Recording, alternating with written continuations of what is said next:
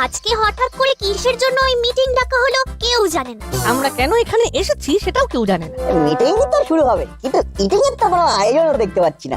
আজকের মিটিংটা তো ইটিং নিয়েই হবে, তাই আলাদা করে কোনো ইটিং এর আয়োজন করা হয়নি। তাহলে আর দেরি কেন, এই বেলা মিটিং শুরু হোক। আমার যে আর তর্স হচ্ছে না। হ্যাঁ, আমারও একটু তাড়া আছে। মিটিং শেষ হলেই একটু এটিএম এ ঢু দিয়ে আসতে হবে। পকেট পুরো ফাঁকা, নেই যে কোনো টাকা।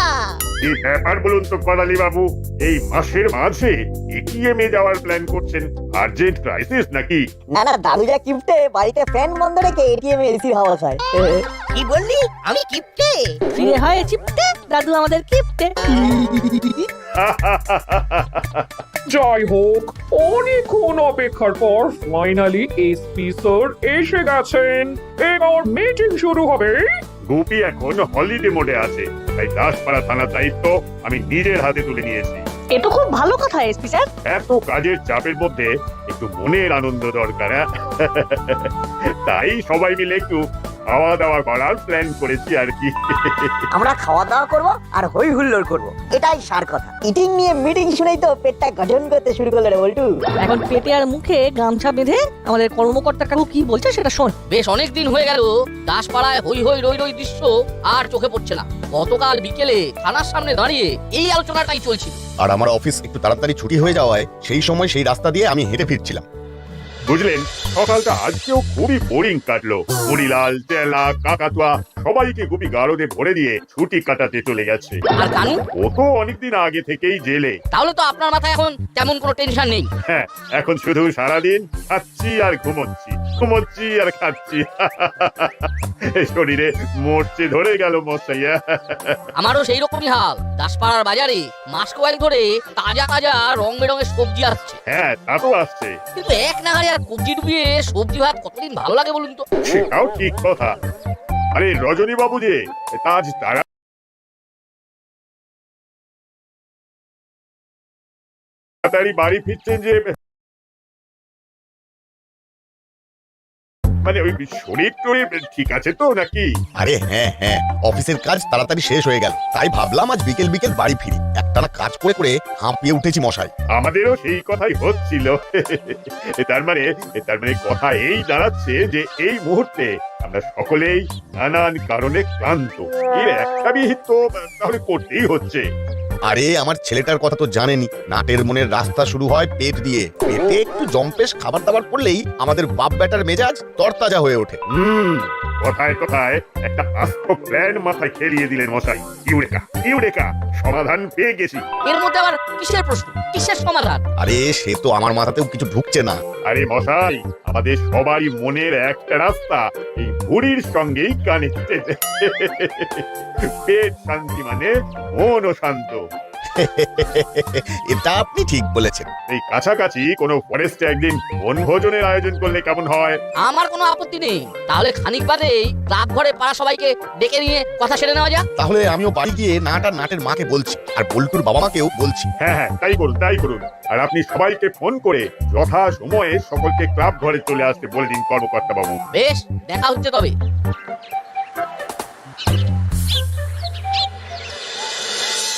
ও আচ্ছা, এই কথা।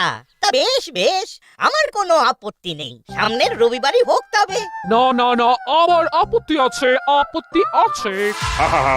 পাড়ার সকলে মিলে এতদিন পর কোথায় হইচই করে জম্পেশ খাবার দাবার খাবো, হই হুল্লোড় করবো, এর মধ্যে আবার আপত্তি কিসের? আরে মিত্তি দিদি যখন বলছেন তখন নিশ্চয়ই ওনার কোনো সমস্যা আছে।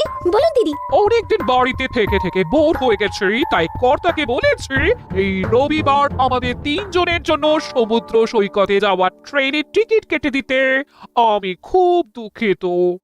এই দাদা, একদিনে দুটো অপশন, কোনটা ছেড়ে কোনটা খাই বলতো? আরে দাঁড়া, মাথা ঠান্ডা কর। বেস্ট অপশনটাই কায়দা করে বেছে নিতে হবে, কি বুঝলি? আমি বলছি কি, বেড়াতে তো আমরাও বহুদিন কোথাও যাইনি। পিকনিক যখন হচ্ছেই তখন বাইরের কোনো পার্কে জঙ্গলেও করা যেতে পারে। ভালো মন্দ খাওয়া দাওয়ার সাথে একটু ঘুরে বেড়ানো যাবে। ওই দেখ দাদা, এইবারের প্ল্যানটাই কিন্তু সলিড। মাসির সঙ্গে বেড়াতে গেলে সেই মাসির হাত ধরেই ঘুরে বেড়াতে হবে, তার থেকে পিকনিকই ভালো। ঠিক বলেছিস হলো। এই ভালো মন্দ খাওয়া দাওয়া যাওয়ার সুযোগ কোনোভাবেই হাতছাড়া করতে ইচ্ছে করছে না রে ভাই। তখন দিকে বিড়বিড় করে কি এত আলোচনা করছো বলো তো তোমরা? বলো তোমরা কি যাও, সমুদ্র নাকি জঙ্গলে পিকনিক? হ্যাঁ বল বল। না মানে মাসি, আমরা আর কি বলবো, তুমি যা বলবে তাই হবে। আরে এই হলো, এসব কি বলছিস? মাসিকে বল যে আমরা পিকনিকে যাবো। এই বাটালি, তুই আবার কি বলছিস হুলোকে? আমাকে বল তুই কি চাস?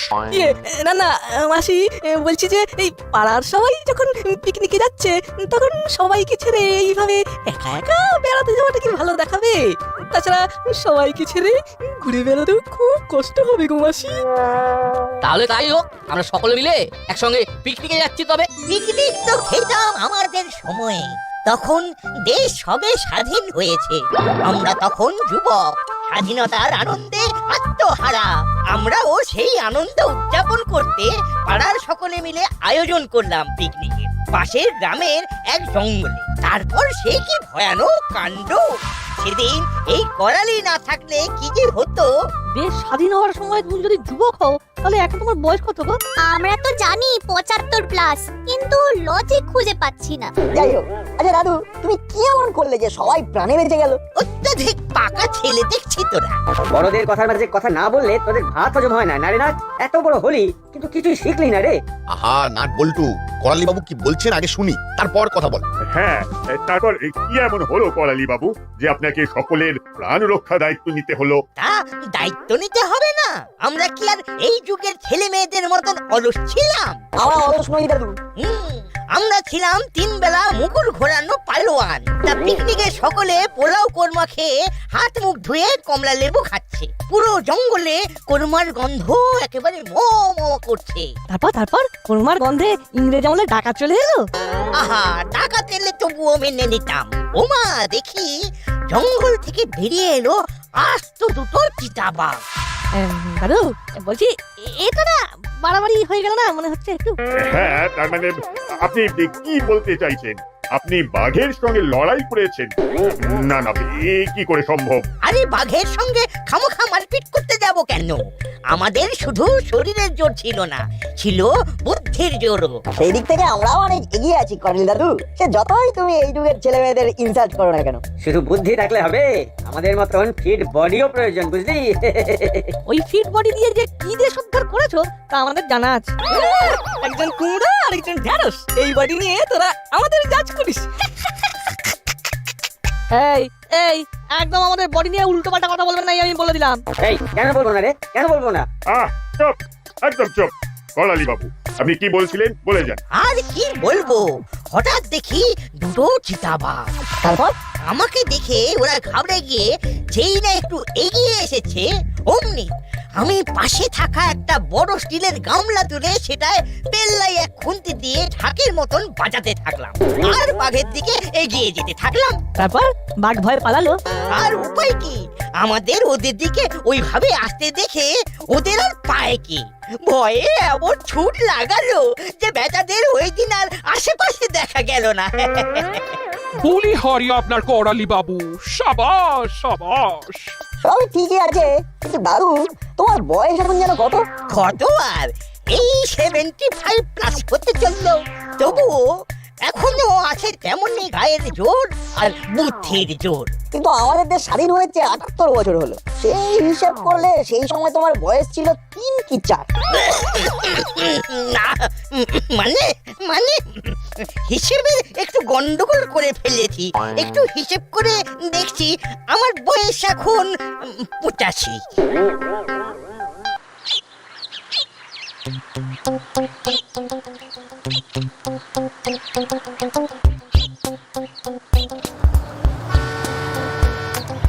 কিরে নাট, সেই সকাল থেকে দেখছি, স্কুলেও দেখলাম তোরা কিরকম মুখ গোমড়া করে বসেছিলি। কি হয়েছে তোদের, খুলে বলতো।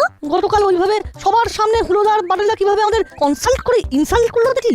ও এই ব্যাপার, হ্যাঁ তা বটে। আমি তো করালি দাদুর বাঘ তাড়ানোর গল্পটা যতবার মনে করছি ততবার হেসে হেসে অস্থির হয়ে যাচ্ছি। সে আর বলতে, শোন, আমার মাথায় একটা প্ল্যান এসেছে, যেটা এক ঢিলে 2 পাখি ফুরুত করে উড়ে যাবে। আর পিকনিকের দিন এমন সেজে যাবো না যে হুলোদা বাটেদা চমকে বাড়ে চামচিকে হয়ে যাবে। আরে না সাব্বাস, এই তো চাই। তাহলে শুভ কাজে আর দেরি করা নাই, বুঝলি? চট করে আমাদের প্ল্যানটা বলে ফেল, আর পট করে আমরা মাথায় নোট করে ফেলি। এইভাবে ওরা কি আলোচনা করছে শুনতে হবে, আর সুযোগ বুঝে হলুদা বাটালিদার কানে তুলতে হবে। আপাতত ওরা কি করছে সেটাই দেখি বরং। তাহলে চল এক্ষুনি কাজটা করে ফেলি। হ্যাঁ, দোকানে ওই জিনিসটা না পেলে অর্ডার করতে হবে আবার, তাতেও বেশ কিছুদিন সময় লেগে যাবে। চল এখানে আর সময় নষ্ট না করে কাজের কাজটা সেরে ফেলি। হ্যাঁ, বাড়ি থেকে ড্রেস চেঞ্জ করে একদম লোকেশনে চলে আয়।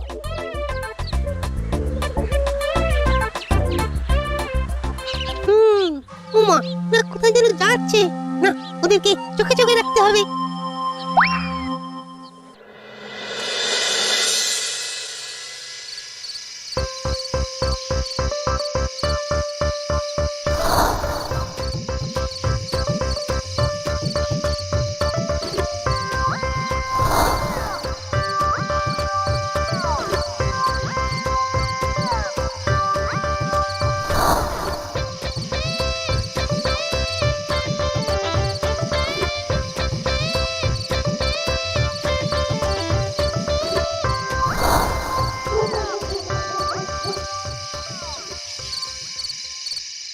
কাকু, ও কাকু, কাকু। কি ছোকরা, কি দরকার, কি চাই? বাঘ চাই, বাঘ, সঙ্গে একটা শিয়ালও। এটা কি চিড়িয়াখানা পেয়েছো যে বাঘ শিয়াল চাইছো? বেকার সময় নষ্ট করো না। এই মেয়ে, তুমি বলো কি দরকারে এখানে এসেছো? কাকু সরি, রাগ করবেন না, আসলে আমাদের একটা বাঘের পোশাক আর একটা শিয়ালের পোশাক চাই। ও তাই বলো, পোশাক থেকে মুখোশ, বাঘ থেকে বেড়াল, সব কিছু আছে আমার দোকানে।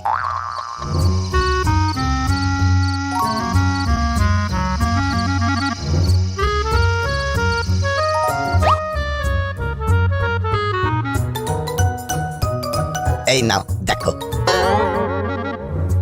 উফ, কি দেখালে কাকু, মন ভরে গেল। তাহলে চটপট এই দুটো পোশাক প্যাক করে রেখে দাও, আমরা ঠিক সময়ে এসে জিনিসটা পিক করে নেব। ওকে, টাটা কাকু, টাটা।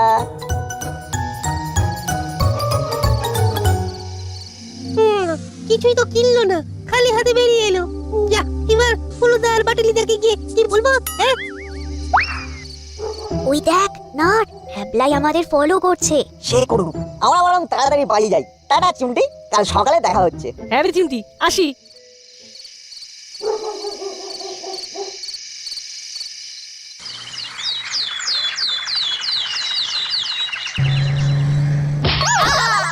বাবা রে, কোমর গেল রে। আরে আরে সরি সরি করালি বাবু, এক্সট্রিমলি সরি। এইভাবে যাত্রা শুরুতেই বিপদ। ওহ, ওরে বাবা রে, না জানে আজ কপালে কি কি আছে। ওই দেখ দাদা, বিচ্ছু দুটো সেই তখন থেকে সাজগোজ করেই যাচ্ছে। দেখ দেখ কেমন চকচকে জামা কাপড় পরেছে দুজনে। সেই তো দেখছি, কাল মাসিকে কতবার বললাম যে আমাদের দুটো নতুন জামা আলমারি থেকে বের করে দাও, কিছুতেই দিল না। আর দেখ এই বিচ্ছু দুটো কেমন মাঞ্জা দিয়ে এসেছে। শুনলি না, সেদিন ভ্যাবলাই বললো ওরা পাশের পাড়ায় সাজঘরে গেছিল, মনে হয় সার্কাসের ড্রেস দুটো সেখান থেকে কিনেছে। দেখ পুরো জোকার লাগছে। আমাদের সময়ের কথা আজকালকার ছেলে মেয়েরা বিশ্বাস করে না। আহা, এই আপনি কি বলছেন? ওরা বাচ্চা ছেলে, সেদিন কি বলতে কি বলে ফেলেছে, ওদের হয়ে আমরা ক্ষমা চেয়ে নিচ্ছি। সেসব তো বুঝলাম, এখন এইসব বাদ দিয়ে আমরা করালি বাবুর আরো কিছু অভিজ্ঞতার কথা শুনি, কি বলো? বুঝলি নাট বল্টু, তোদের মতন বয়সে আমার ছিল একদম সিক্স প্যাক। পাড়ার সব ছেলেপুলেরা মিলে আমরা শরীর চর্চা করতাম নিয়মিত। একবার আমাদের খেলার মাঠে এসে গেল এক মস্ত বড় সাপ। কোন সাপ দাদু? পাইথন? আচ্ছা দাদু, পাইথন সব কি ম্যারাথনে দৌড়াতে পারে? এই তোদের আবার শুরু হলো। চুপ চুপ, একদম চুপ। আহা, আজকের দিনে ওদের বকবেন না, ওরাই তো আজকে আনন্দ করবে। আজ ওদের ক্ষমা করার দিন, বলিস না বল্টু? একদম ঠিক। আচ্ছা করেলি দাদু, তারপর কি হলো? আরে তখন সন্ধ্যা হয়ে গেছে, শীতের সন্ধ্যা। আমি বসে আছি মাঠের ধারে, সেই সময় দেখি আমার ঘাড়ের ওপর কিছু একটা পড়লো। তারপর একেবারে সোজা ঘাড়ের উপরে পাইথন? না মানে করালি বাবু, এটা একটু বাড়াবাড়ির দিকে চলে যাচ্ছে না? আরে ধুর, কি বলছেন মশাই? আমাদের সময়ে এইসব পাইথন টাইথন গুয়ের বালি। ওই দেখ, করেলি দাদু আবার শুরু করে দিয়েছে। বাপরে, মাথা ধরে গেল। চল কানে হেডফোন গুঁজে চুপচাপ একটু রেস্ট নি, পৌঁছে অনেক কাজ। সে আর বলতে, চল সেটাই করি।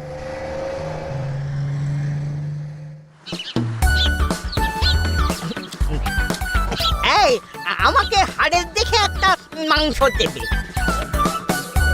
দাদু সাবধানে কিন্তু, তোমার দাঁতগুলো ফলস হতে পারে কিন্তু মানুষের হাড়টা ফলস না। আজকে ছেলে পুলে নেহাত অল্প বয়সের বাচ্চা ছেলে, নইলে তোদের আমি দুটোকে দু হাতে তুলে পাক খাওয়াতাম। সরি দাদু, এক্সট্রিমলি সরি। আজকের রান্নাগুলো আহা, কি অপূর্ব রান্না। আহা, একটা কিরে নাচ, তোর কেমন লাগলো? সে আর বলতে, ফুলকপি রোস্ট খেলাম না মুরগির রোস্ট খেলাম, বুঝতেই পারলাম না। একটু কেন ফ্রাইড রাইসটা তো মুখে লেগে আছে। ওই যে এখনই কোথায় একসঙ্গে যাওয়ার কথা, আর এখনই নাট গল্প জুড়ে দিল।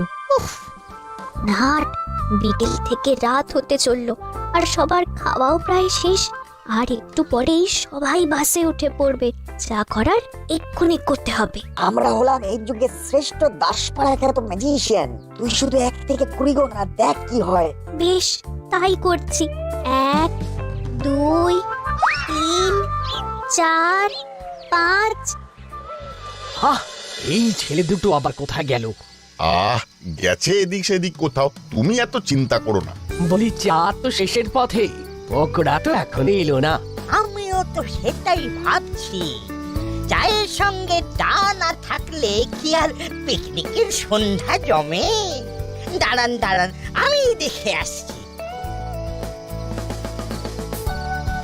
এই সুযোগে 5-6টা এক্সট্রা পকোড়া খেয়ে নেব।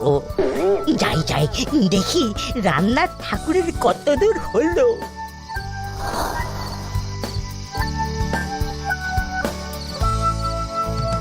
না, এই দিকে কেউ নেই। গরম গরম পেঁয়াজের পকোড়া, চটপট খেয়ে নি, নইটা ঠান্ডা হয়ে যাবে।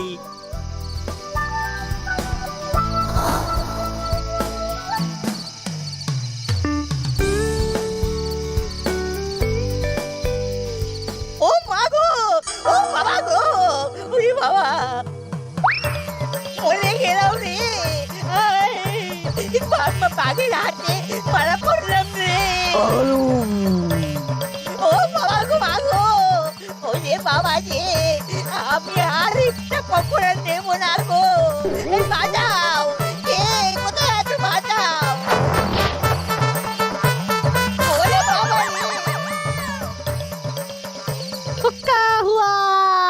রে। এই যা, কি কেলেঙ্কারি হলো রে বাবা।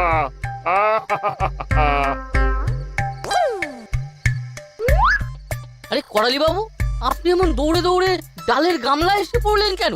না না, মেনে নিচ্ছি রান্নার ঠাকুর দুর্দান্ত বানিয়েছিল ডালটা, তাই আপনি 5 বার ডাল চেয়ে খেলেন। আপনি বাকি ডালটাও খেতে চান, এটা বলতেই পারতেন। বাঘ, শিয়াল, বাঘ, শিয়াল আমাকে তাড়া করেছে, আমাকে খাবে। ওরে ওরে মা গো। সবাই মানুষ দাদু, কেউ তোমাকে খাবে না। তুমি এক্সট্রা পকোড়া কায়দা করে নিলে, কিন্তু খেতে পারলে না। So sad. ভাগা, তোরা তোরা বাঘ শিয়াল খেতে আমাকে তাড়া করলি। কি হলো এবার দাদু? তুমি তোমার দীর্ঘ জীবনে এত বাঘ চিতাবাঘ জব্দ করলে, শেষে কিনা নকল বাঘ শিয়াল থেকে চোখে একেবারে শস্যের ফুল থেকে ফেললে। না না, এটা তো তোমার কাছ থেকে আশা করিনি দাদু। কি করালি বাবু, তার মানে সেদিন ক্লাব ঘরে যা যা বললেন ওগুলো সব গল্প ছিল? না মানে গল্প ছাড়া আর কিছুই না। দাদুর বয়সের মধ্যে জল মেশানো থেকে ওই গুল দেওয়া গল্প আরো স্পষ্ট হয়ে ওঠে। তোদের বুদ্ধির কোনো সীমা নেই নাট বল্টু, শেষে কিনা এইভাবে। শেষ বয়সে এসে একই সব সহ্য করতে হচ্ছে ঠাকুর। তোদের আমি দেখে নেব নাট বল্টু। তুমি আগে নিজেকে দেখো দাদু, পুরো ডাল মাখানি। ভুল করে তেলে ছাড়লেই ডাল বড়া হয়ে যাবে। তবে রে।